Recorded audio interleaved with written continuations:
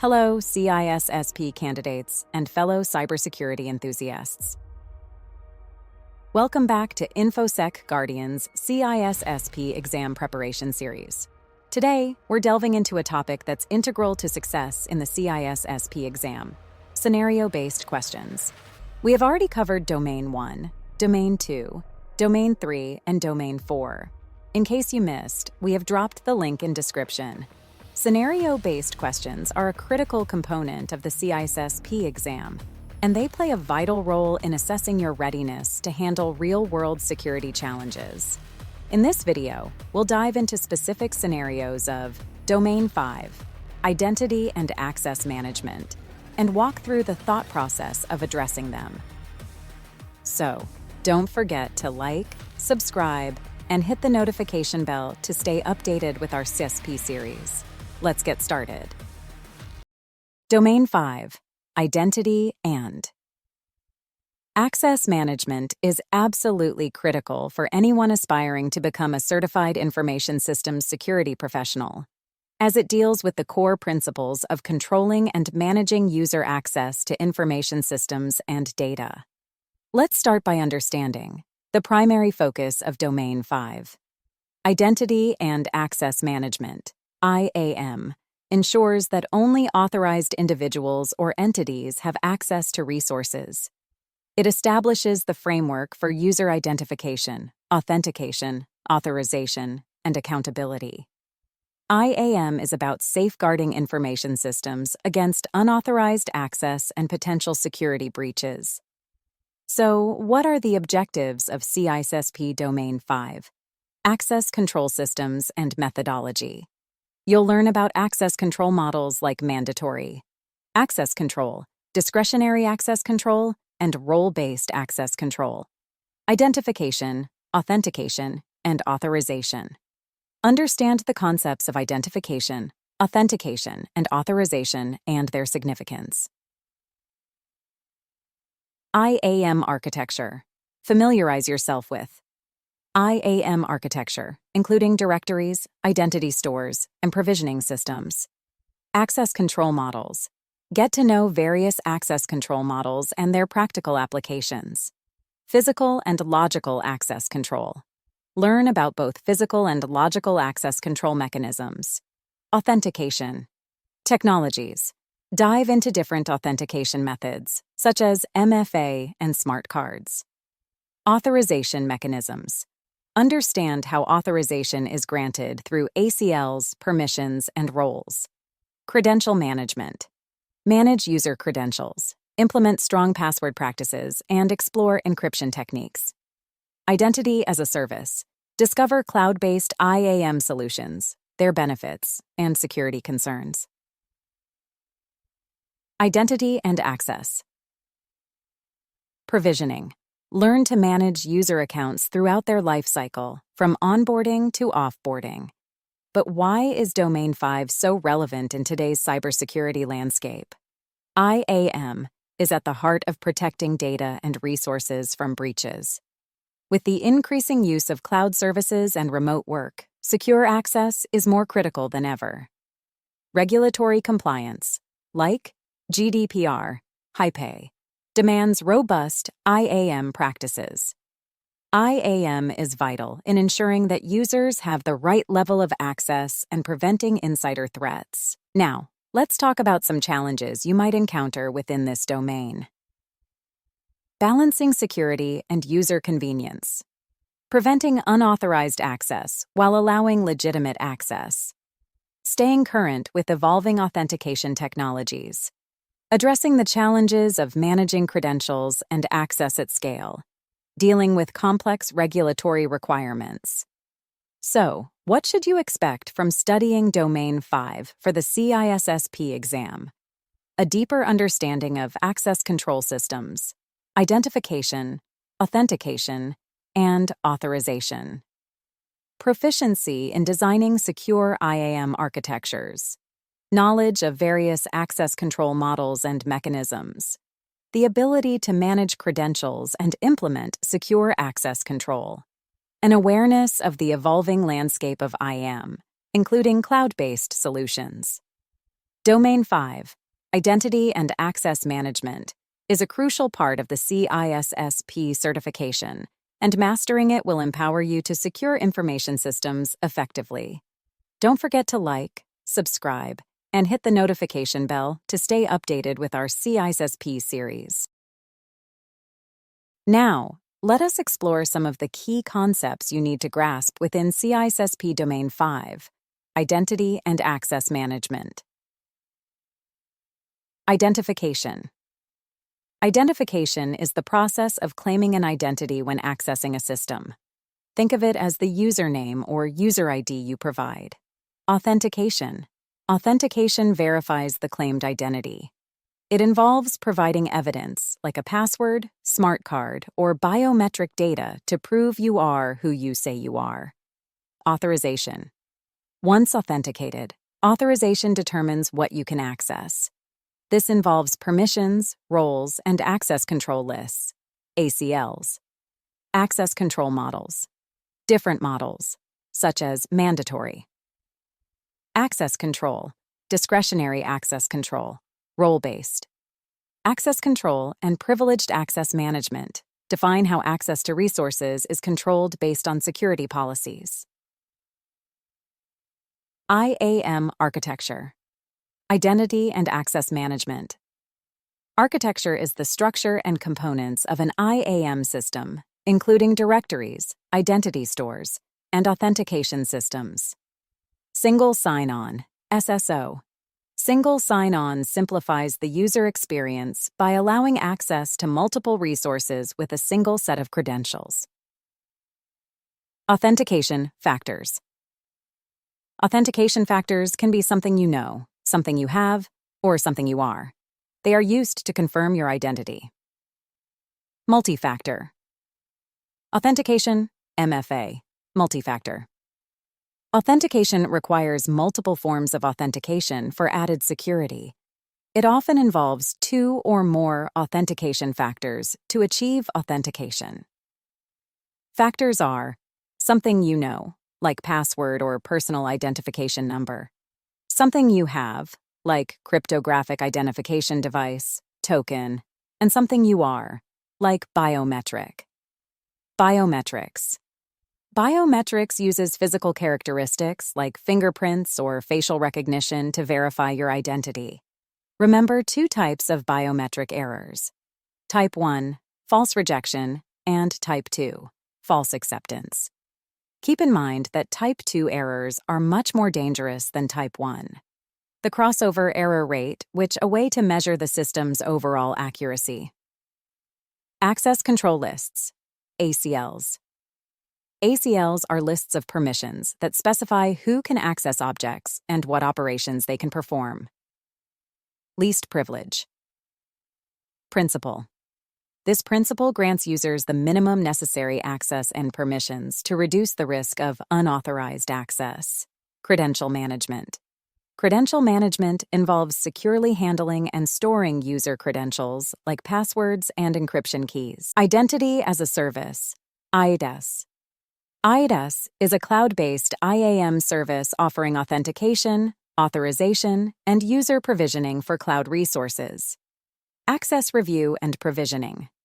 This process covers user onboarding, offboarding, and regular access reviews to ensure appropriate access rights. User lifecycle management. It's about managing user accounts and permissions from creation to deletion or retirement. Zero Trust Security Model. Zero Trust assumes no trust and requires verification from anyone trying to access resources, even inside the network. Federation. Federation links a user's single authentication system with multiple systems across organizations for secure and seamless access. These are the key concepts you must master in CISSP Domain 5.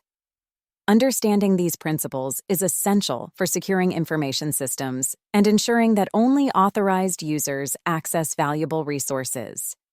In our upcoming videos, we'll dive deeper into each concept.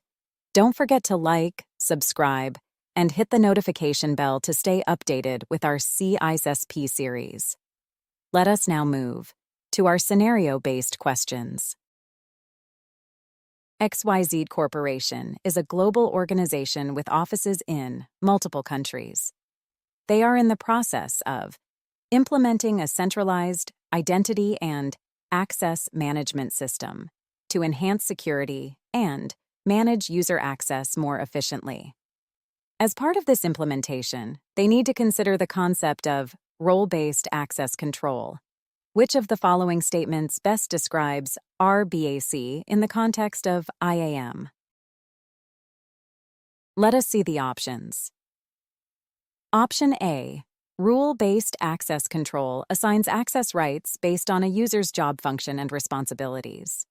Option B. Rule-based access control focuses on authenticating users using multi-factor authentication, MFA. Option C. Rule-based access control is primarily concerned with monitoring user activity and generating audit logs. Option D.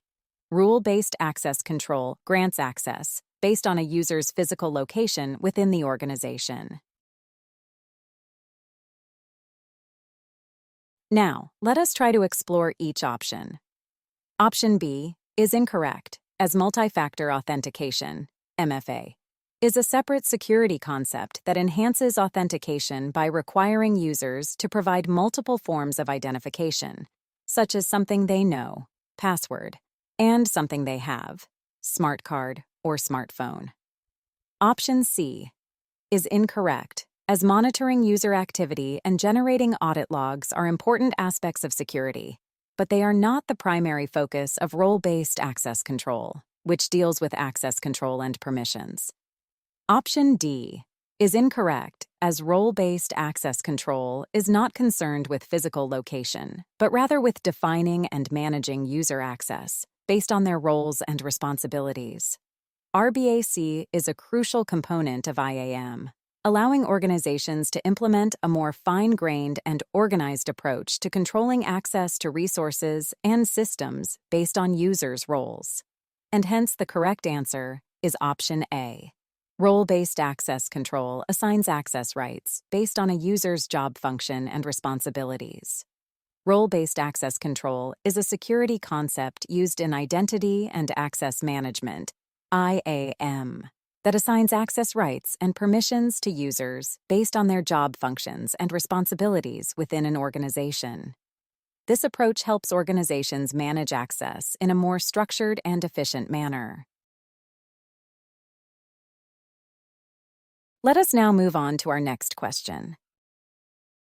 ABC Healthcare, a large medical institution, is implementing a new identity and access management IAM system to secure sensitive patient data and comply with healthcare privacy regulations.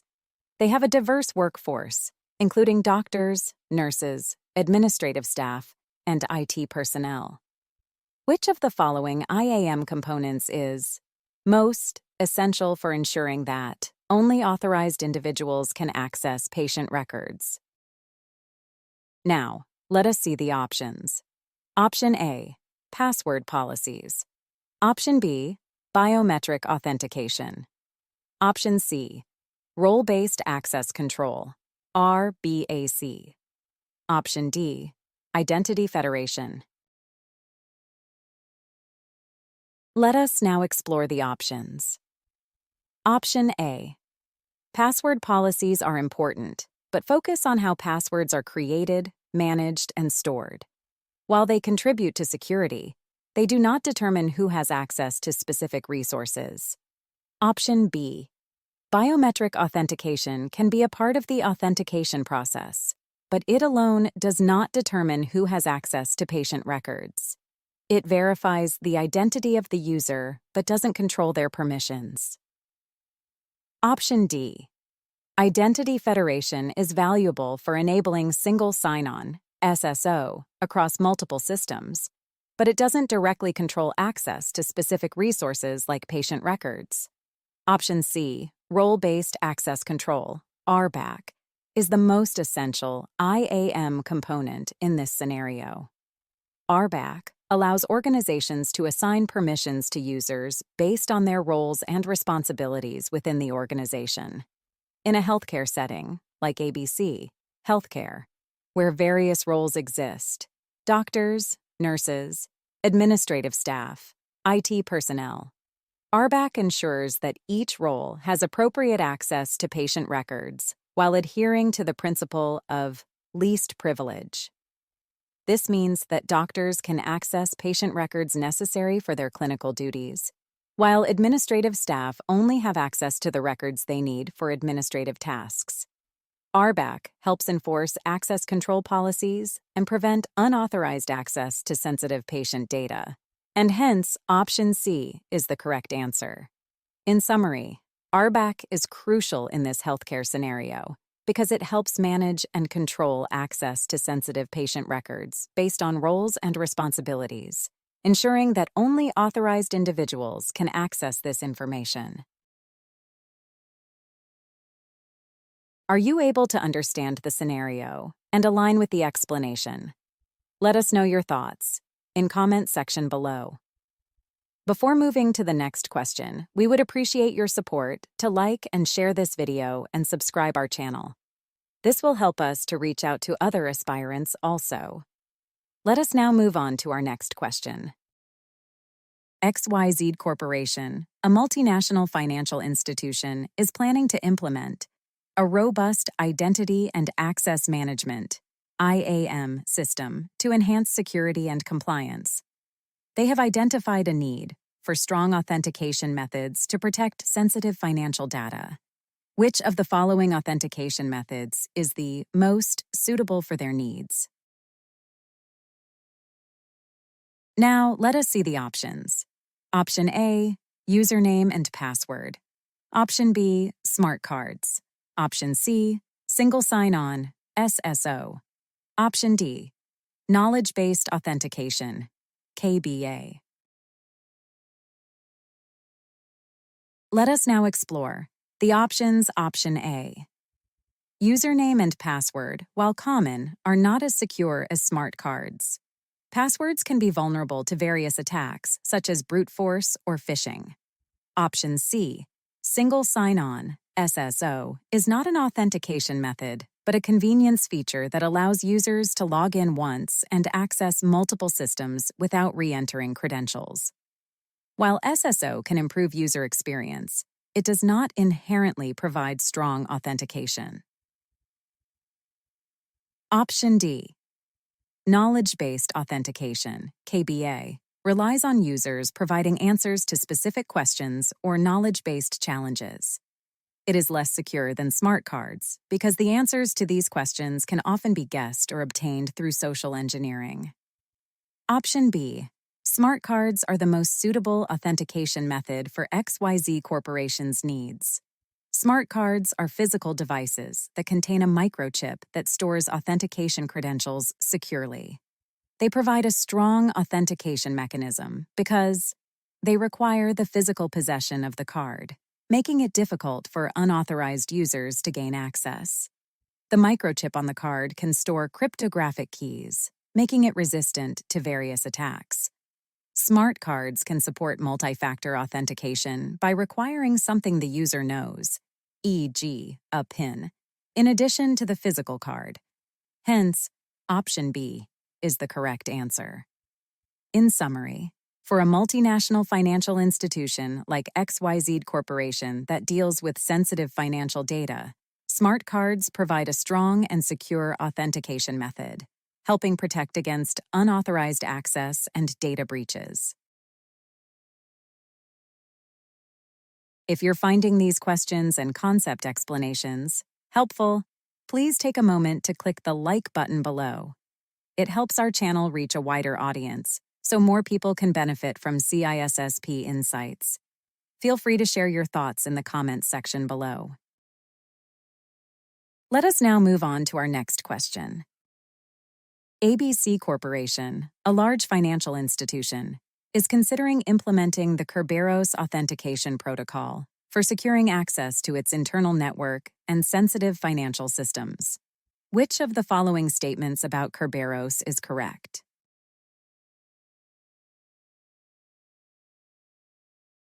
Now, let us see the options. Option A.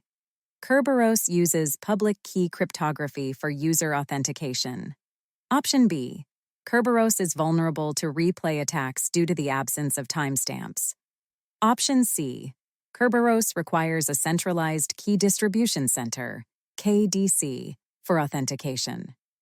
Option D. Kerberos is primarily used for encrypting data at rest. Correct answer here is Option C. Kerberos requires a centralized key distribution center, KDC, for authentication. And the reason is, Kerberos is an authentication protocol that relies on a centralized key distribution center, KDC, for authentication. The KDC is responsible for managing authentication tickets and session keys. When a user requests access to a network or resource, the KDC generates a ticket-granting ticket, TGT, and a session key that the user can use for authentication and secure communication with other network services. The KDC acts as a trusted third party, ensuring secure authentication between users and network resources. Now, let us address the incorrect options. Option A. Kerberos does not use public key cryptography for user authentication. Instead, it relies on symmetric key cryptography for secure authentication between the user, the KDC, and the network resources. Option B. Kerberos is designed to prevent replay attacks by incorporating timestamps in its authentication tickets. Each authentication ticket includes a timestamp, and the KDC checks the timestamp to ensure that the ticket is used within a reasonable time frame. Option D. Kerberos is not primarily used for encrypting data at rest. Its primary purpose is to facilitate secure authentication and communication between users and network resources. While it can be used to secure data transmission, it is not a data encryption protocol for data at rest. In summary, Kerberos is a widely used authentication protocol that relies on a centralized key distribution center, KDC, to provide secure authentication and communication within a network, making it suitable for organizations like ABC Corporation looking to enhance security in their financial systems and internal network. Let us now move on to our next question. XYZ Corporation, a global technology company, has implemented a single sign-on SSO solution using Security Assertion Markup Language, SAML, to enhance security and streamline user access to various cloud-based applications. Which of the following statements about SAML is correct? Now, let us see the options. Option A. Security Assertion. Markup language is primarily used for data encryption during data transmission. Option B. Security Assertion Markup Language allows applications to store user credentials for authentication. Option C. Security Assertion. Markup language is an authentication protocol that validates user identities. Option D. Security Assertion. Markup language assertions are transmitted to the identity provider during logout. Let us evaluate the given options. Option A is incorrect as security assertion. Markup language is not primarily used for data encryption during data transmission. While it can be used to ensure the integrity and confidentiality of SAML assertions, its primary role is authentication and authorization. Option B is also incorrect as security assertion. Markup language does not allow applications to store user credentials for authentication. Instead, it relies on the IDP to authenticate users and provide assertions to the SP without sharing the user's actual credentials. Option D is again incorrect as security assertion. Markup language assertions are typically used during login to grant access to users, not during logout. Logout processes often rely on different mechanisms to terminate sessions. Option C, security assertion. Markup language is primarily an authentication and authorization protocol used for validating user identities. It allows users to log in once to access multiple applications without having to re-enter their credentials. When a user logs in, the identity provider, IDP, generates a SAML assertion, which is a digitally signed statement that includes information about the user's identity and attributes. This assertion is then sent to the service provider, SP, which relies on it to grant access to the user. And hence, the most appropriate answer would be Option C, security assertion. Markup language is an authentication protocol that validates user identities. In summary, security assertion markup language is an authentication and authorization protocol that enables SSO and secure access to multiple applications without sharing user credentials. It helps validate user identities and attributes, enhancing security and user experience in scenarios like the one described for XYZ Corporation. Let us now move on to our next question. ABC Healthcare, a large healthcare organization, is implementing a new identity and access management (IAM) system to manage user access to their sensitive patient data and medical records. They want to ensure that their identity and access provisioning lifecycle aligns with best practices. Which of the following stages in the provisioning lifecycle is responsible for granting access to users based on their roles and responsibilities?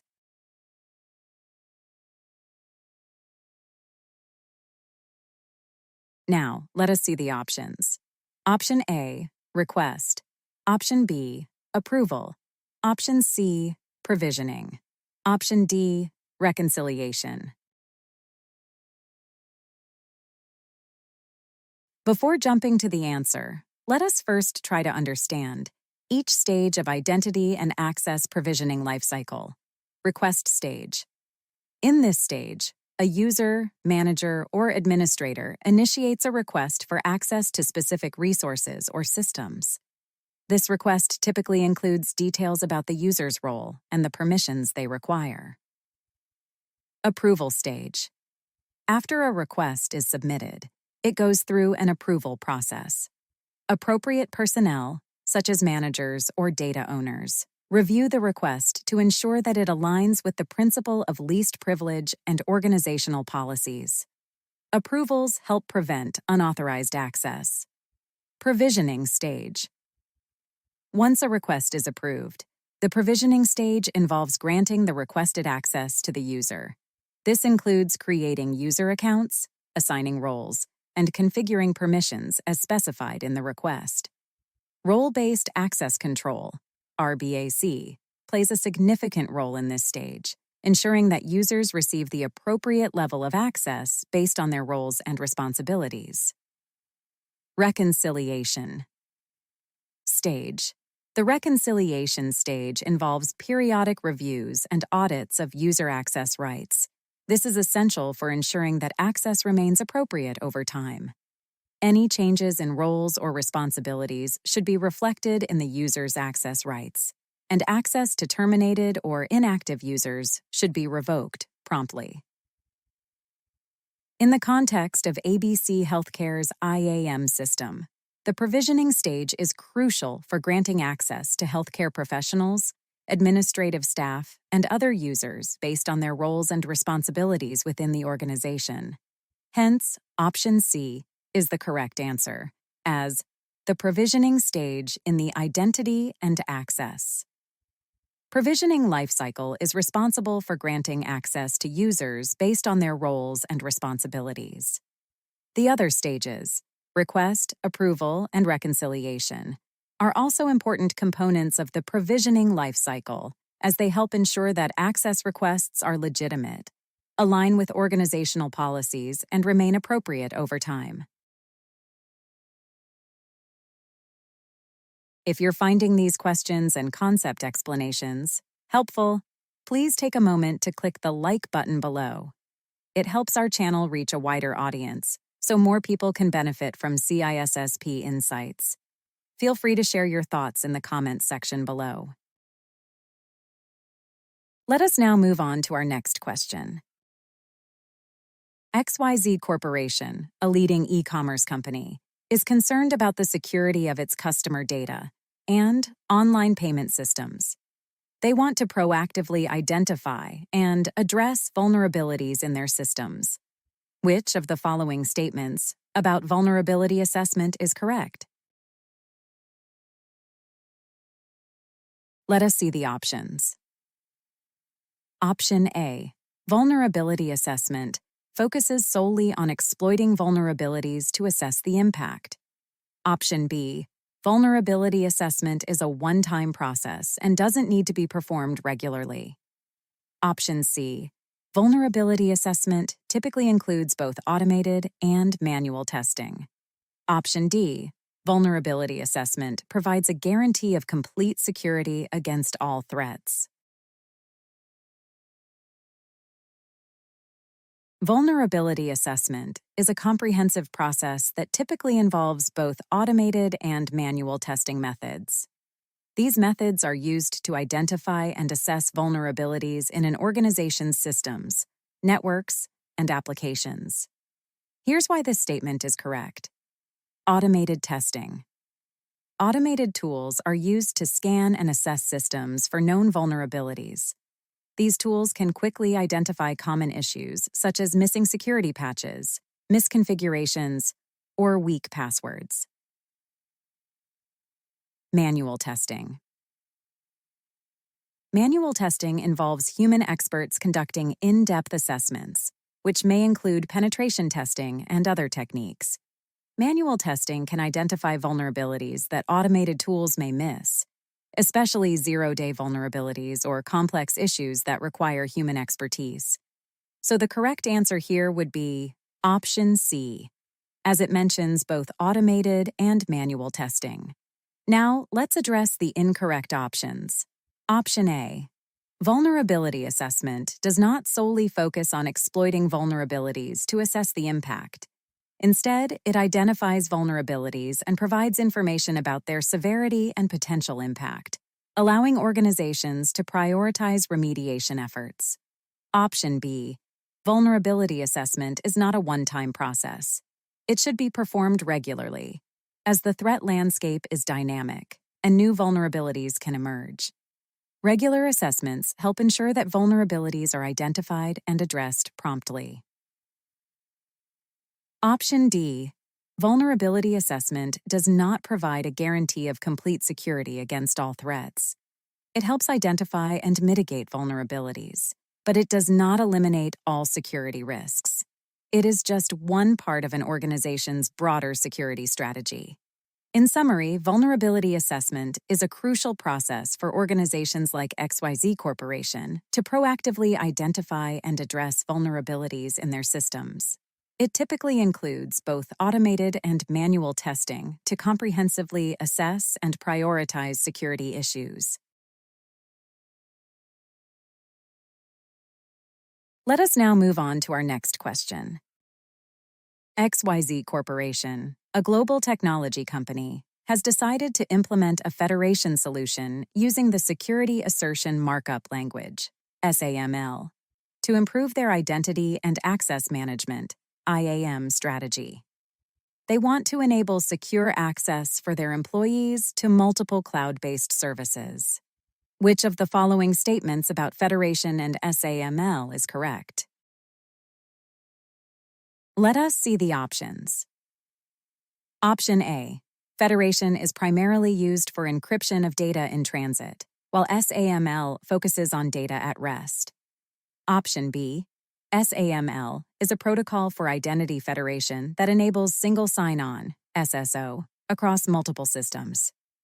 Option C, federation relies on storing user credentials on a centralized server for authentication. Option D, SAML assertions are sent to the service provider, SP, during the initial user login. Now, let us review each option. Option A, federation is not primarily used for data encryption in transit.